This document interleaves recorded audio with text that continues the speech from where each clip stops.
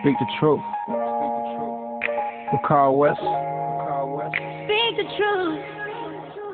With Carl West. Speak the truth. Speak the truth. Speak the truth. Yeah, Carl West. Tell everybody. Speak the truth, baby. Ooh. It's a podcast for truth. Are your ears ready? For Carl West. Are your ears ready? Speak the truth. Let's go, King Farley with Carl West. Yeah, he is. Your ears. Carl West. Carl West. Hey. Carl West. Carl West. Yeah. Carl West. Carl West. Carl West. Carl West. Carl West.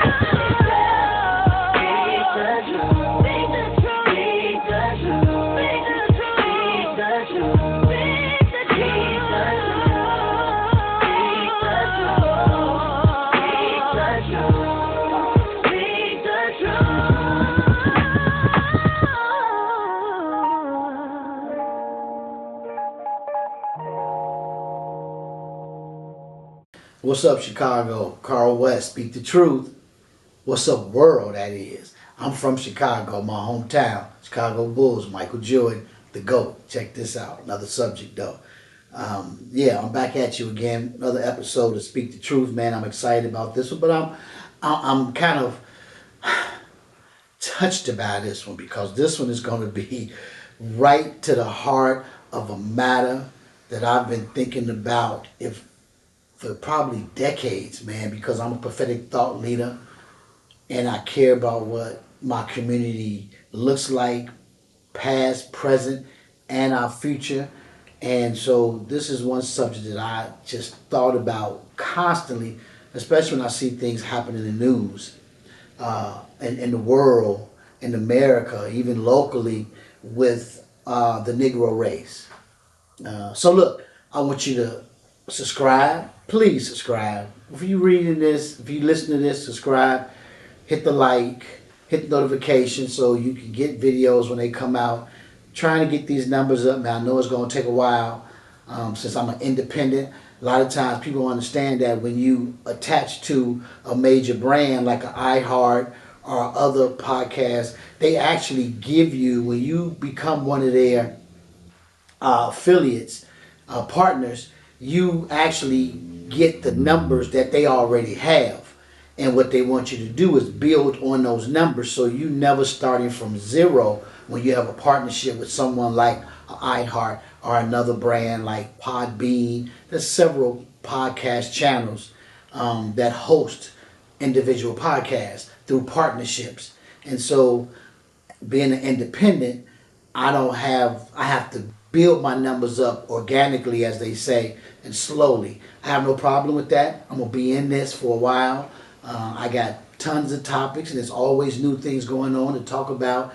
And again, I'm a prophetic thought leader, so I definitely want to use my intellectual capital, man, to share with you the things that I know, that I feel to be true, that I observe, my opinions, which a lot of times they basically are opinions, but there are a lot of factuals to those opinions. But anyway, let me get on to this topic because it is going to be serious business for black people, man. Again, hit the subscribe button, like, share, notifications, man, so you get all alerts when we get ready to drop a new video. We try to drop a video maybe twice a week, sometimes just one, but we do enough content to do twice a week, but we just let the one content flow to see how it goes, again, as we build organically. Now, look, this topic is called Avenging the Ancestors. Avenging the Ancestors.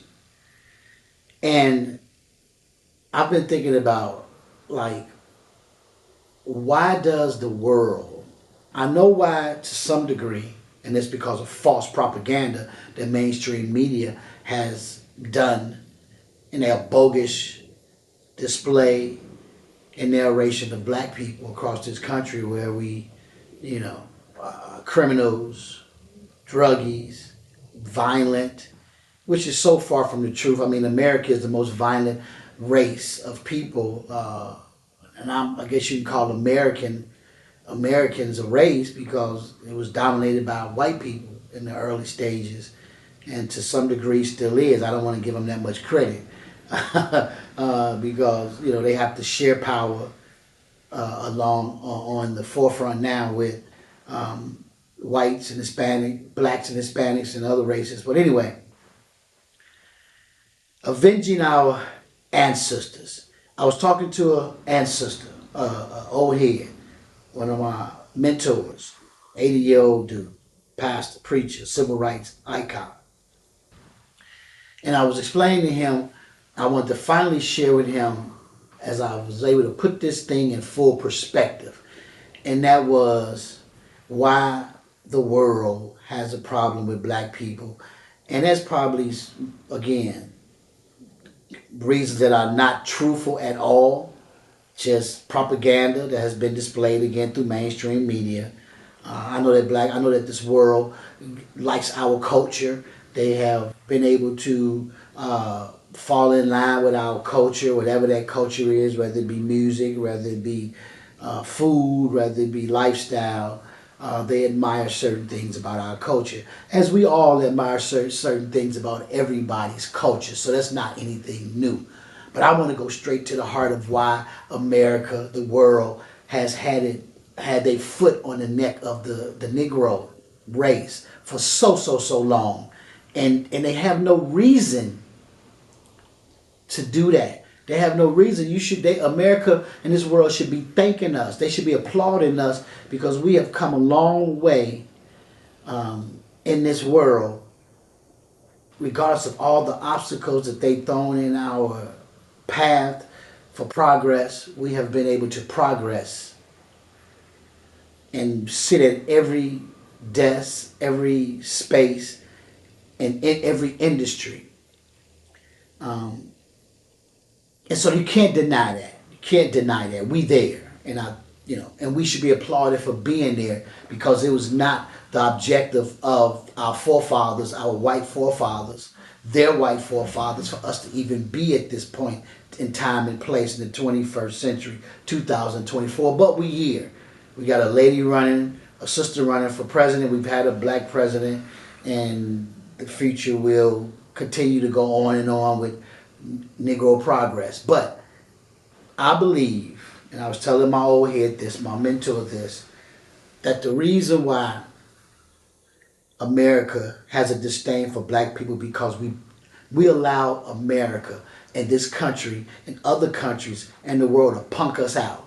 Because we live in a world, man, where you don't allow anybody to step on your toes and get away with it, to harm your family and your community and your country and get away with it. And I'm going to use Israel with Palestine as an example. But let's go back to when the Holocaust and the Jews dealt with that horrendous atrocity, and reading the Anne Frank books. And it says two things that's very important. Never again we will educate our children so they can identify when the enemy is coming. Not knocking on the door, but coming. And we can prepare ourselves in multiple ways. But never again is whatever was their ultimate phrase. Never again. Love that. Then of course they said only a poor people can have this happen to them. So we have to build wealth. We have to build enormous wealth. And they went off to go and do that across the world, owning industries. God bless them for that. So now let's take it modern day. Today, Israel got bombed, killed their kids, wives, children, husbands, when they were just out enjoying a fun-filled day. I think it was a concert. And Israel said, oh no, oh no, oh no. They avenged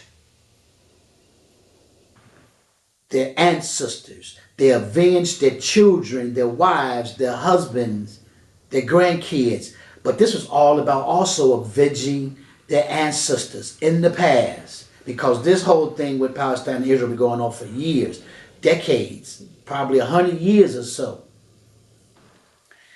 But when the Palestinians, Hamas did what they did, Israel retaliated with full force. They don't care if you only kill 2 of theirs, just as an example. We're going to kill 200 of yours. We don't care if you kill 1 child and 1 innocent wife or mother. Again, exaggeration on the numbers. We're going to kill 200 of your women, children, wives, and mothers. And we're going, and as not the Prime Minister, Netanyahu, whoever his name is, he said, I want to wipe them off the face of the earth. Why?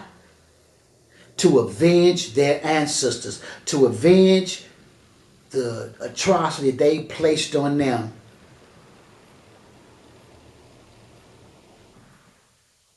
They retaliated and continue to retaliate. It's been over a year and they are still bombing Hamas, the Palestinians, trying to get at the enemy who caused them harm. Now let me take this to black folks. And I told my mentor, and I was very adamant about this. I was very direct, and I was very stern, and I was also upset, because I am. I said, our leaders failed us from as far back as I can remember, and from as far back as our history goes, because we should have taken the approach. America is a vengeful country. When 9/11 happened, America went and attacked who they thought were the culprits to avenge the ancestors, the modern day ancestors and the past, and to let people know you cannot step on our necks. You cannot put your knee on our neck and get away with it. We will avenge our ancestors.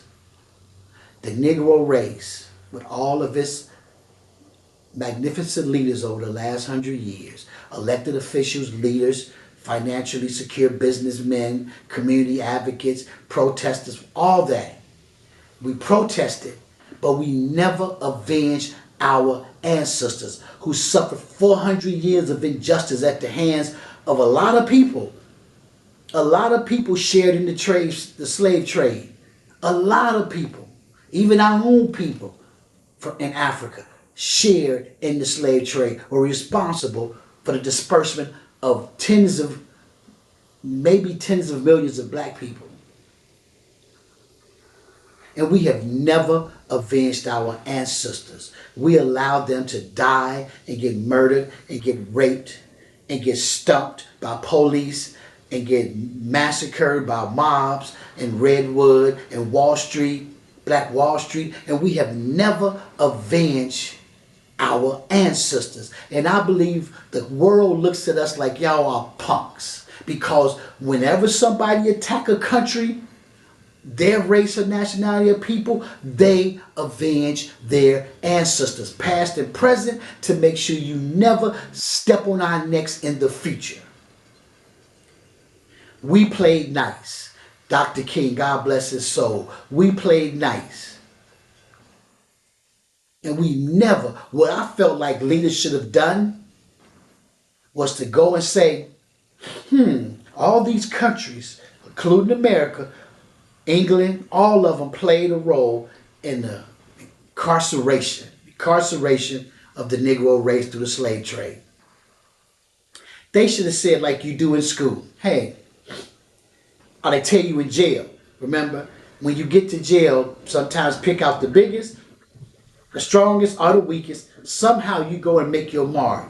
You go and say, what America should have, what the Negro race should have did was to go and say, who was, hey, you know what, behind closed doors, plan this, don't talk about it.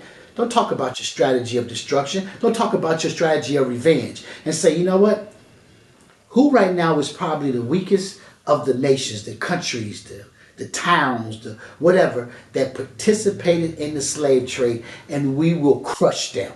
We will gather our massive army of protesting brothers and sisters, and we will crush them, and we will crush them in the name of avenging our ancestors. I believe the world looks at us like we punks, because a man is supposed to defend and protect his family, his community, his country. And we have never did that. None of our leaders have ever had the courage or the will or the innovation or the strategy or the vision to avenge the ancestors who have died. We praise them. We pour water on them. We grow flowers to their names. We pray on their names. We go to church and we sing on their name. But we have never took action against their name. They died in vain as far as I'm concerned, because we have never avenged their death. We should have got revenge on the countries, on the people who massacred, who robbed and raped our women and children and dispersed our men. Israel said, you touch us, we gonna wipe you out. I respect that part of it. I respect that part of it. I won't ever apologize for that. I respect that part of it. Look at all the mob movies, all the art imitating life movies, where they all function like that. You hit us, we hit you. You hit us, we hit you. We had never ever hit a slap back. I remember that movie with Sidney Poitier, can't think of the name of it, where the white man hit him, slapped him right back. Remember that? They were stunned. The white man hit him because he was talking back. Sidney Poitier slapped him right back. Froze that man in his tracks and said, he said, oh, you can't get it. You can't get it. But he understood, out of respect, he stopped back and realized every man is supposed to defend himself. I don't care the consequences. If you got to have casualties, Israel understand there's casualties. People are dying. Thousands of people are dying. Casualties. But they know one thing is going to happen. We're going to avenge our ancestors. I was watching a movie the other day, which has really sparked this. It was, I love watching the old Roman Empire movies, old movies of our gladiators. And I'm going to tell you this real quick, that there was the two sets of Romans. It was the higher class Romans and the lower class Romans. The higher class Romans kept the lower class Romans on the outside, not within the walls of the castle, kept on the outside, but they also had to work and pay tithes and all that. And then the Roman Empire got a new emperor, and he came in and said, you know what? I don't really like those lower class Romans. They devised a plan to have because they had their own little special armies, protectors, police. They had a little plan where they created a diversion way out and said, and they realized they had to go. They had little army police had to go and check out the diversion way out. They didn't know it wasn't real, but they had to leave. Their army, their men had to leave. And once they left, the new Roman Empire said, kill them all. Kill all those poor, lesser Romans. And when the word got all the way back to those Romans who had left, those lower class Romans who had left to go on a wild goose chase, they heard about it. They knew they couldn't come back. So they built their own land outside where they was at, but they plotted. They said, they had conversations. They gathered the council. And they said, in 100 years, we will avenge our ancestors. I'm like, whoa. And what they did for 100 years, of course, like the Jews said, the Jewish people said, never again. We're going to educate our children to identify what the enemy looked like. They raised their children up over 100 years, which is what, 4 generations? To remember the history of what happened 100 years prior. And when that 100-year mark came, they came together, the leaders at that particular moment, who was never even born when it initially happened. But they all came together because they was raised to never forget. And they said, now is the time for us to avenge our ancestors. And they looked at the army that they built over those 100 years that was secure, stable, strong, able-bodied men, also prepared to die, to avenge their ancestors. I was like, whoa, man, that's gangster. That's what made me decide it was time for me to release this. Time for me to release this, man. Now, are we going to go out like a mob and do what the folks did and climb and invade the Capitol? No. But I'm going to tell you, there has to be something that we do as a community, as a race, to avenge our ancestors. It don't have to be a violent thing now, but we have to do something. We have to put our lives on the line. We have to know that there's going to be casualties of whatever it may be. Loss of home, loss of jobs, loss of lives, loss of wives, loss of children, loss of something. We have to put it on the line to say to our ancestors, we will avenge you. Whether it was 20 years ago, 30 years ago, 100 years ago, 400 years ago, we have to do something as a community to avenge our ancestors. Because if not, to me, I think we are punks. I'm looking at my people differently. I'm looking at my leaders differently. I'm looking at them, my elected officials differently. I'm looking at the businessmen, past and present, differently, because no one along that time in the last 100+ years leading up to the day had ever put together a strategy, a plan behind closed doors to say, I'm going to avenge our ancestors. Getting reparations is one of them. We should have gotten it by now if we had a strategy and a plan to avenge our ancestors, and if we showed them that y'all were not going to step on our neck, if we would have died for the cause of reparations, I think we would have gotten it. But they know we not, so they can play with us.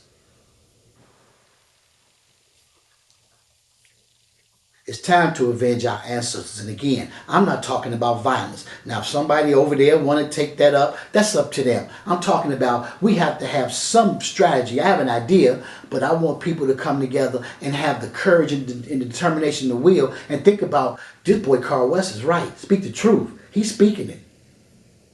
We have to avenge our ancestors for all that we have suffered, all they suffered. Israel said, dude, you harm 20 of us, we gonna kill 20,000 of you. Never again. And they educating their children to see what this look like. So 30 years from now, 5 generations from now, 100 years from now, if somebody ever step on your land, your foot, for that matter, and invade your way of life,